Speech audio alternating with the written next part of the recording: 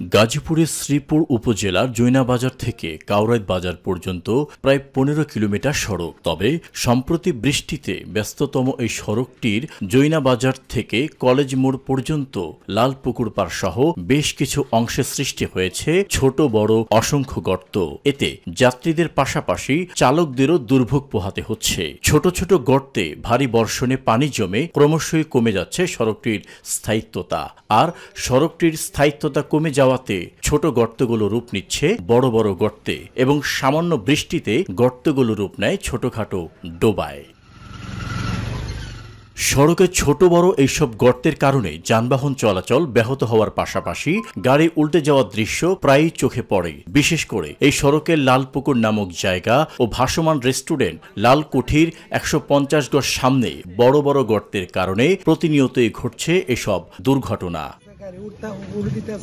এই সড়কটি দিয়ে শুধু কাউরাইত বাজারেই নয়, যাতায়াত করে পার্শ্ববর্তী উপজেলা গফরগাঁও সহ বিভিন্ন অঞ্চলের মানুষজন। পথচারীরা বলেন, রাস্তায় এইসব গর্তের কারণে গাড়ি চালকদের পাশাপাশি যাত্রীদেরও ভোগান্তিতে পড়তে হচ্ছে। এছাড়াও গাড়ির যাত্রী সহ পথচারীরা তাদের ভোগান্তির কথা জানান দৈনিক নিরপেক্ষকে। তারা বলেন, বড় দুর্ঘটনা এড়াতে দ্রুতই এর সমাধান জরুরি।